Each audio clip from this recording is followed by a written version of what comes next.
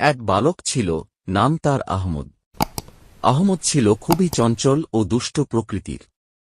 সে সব সময় দুষ্টুমি করে সময় কাটাত এবং তার বন্ধুদের সঙ্গে নানা রকমের অশোভন আচরণ করত। একদিন গ্রামের একজন সম্মানিত বুজুর্গ ব্যক্তি মাওলানা আব্দুল্লাহ আহমদকে ডেকে বললেন, বাছা, আমি তোমাকে একটি কাজ দিতে চাই। তুমি এই কাজটি করতে পারলে আমি তোমাকে একটি পুরস্কার দেব। আহমদ পুরস্কারের কথা শুনে আগ্রহী হয়ে উঠল। সে মাওলানার কাছে জানতে চাইল, কাজটা কি হুজুর? মাওলানা বললেন, তুমি প্রতিদিন একটি করে পেরেক নিয়ে এসে তোমার ঘরের পিছনের পুরানো গাছে তা পুঁতে দাও। প্রতিবার যখন তুমি কোনো অশোভন কাজ করবে বা মিথ্যা বলবে, তখন একটি পেরেক পুঁতে দেবে। আহমদ প্রথমে কাজটি তেমন গুরুত্ব দেয়নি, কিন্তু কয়েকদিন পর সে বুঝতে পারল যে সে প্রায় প্রতিদিনই অনেক পেরেক পুঁতছে।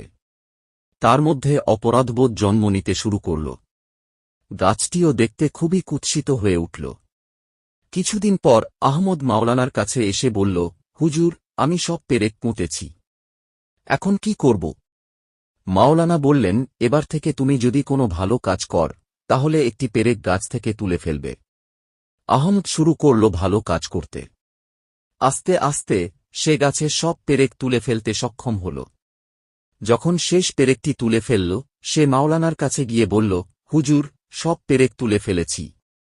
মাওলানা বললেন, দেখো বাছা, গাছে আর কোনো পেরেক নেই, কিন্তু গাছে যেসব দাগ রয়ে গেছে তা কি তুমি মুছতে পারবে? তেমনি তোমার অশোভন কাজগুলো মানুষের মনে দাগ ফেলে। তাই আমাদের সব সময় চেষ্টা করতে হবে ভালো কাজ করতে এবং খারাপ কাজ থেকে বিরত থাকতে। এই উপদেশময় কথাগুলো আহমদের মনে গভীরভাবে প্রভাব ফেলল। সে প্রতিজ্ঞা করল, জীবনে আর কখনো মিথ্যা বলবে না বা অন্যদের কষ্ট দেবে না। তার পরিবর্তন দেখে সবাই খুশি হল এবং সে ধীরে ধীরে গ্রামের সবার প্রিয় হয়ে উঠল। গল্পটি থেকে শিক্ষা হল, আমরা যতই ভালো কাজ করি না কেন, খারাপ কাজের ক্ষতি সহজে পূরণ করা যায় না। তাই সবসময় ভালো কাজ করতে হবে এবং খারাপ কাজ থেকে বিরত থাকতে হবে।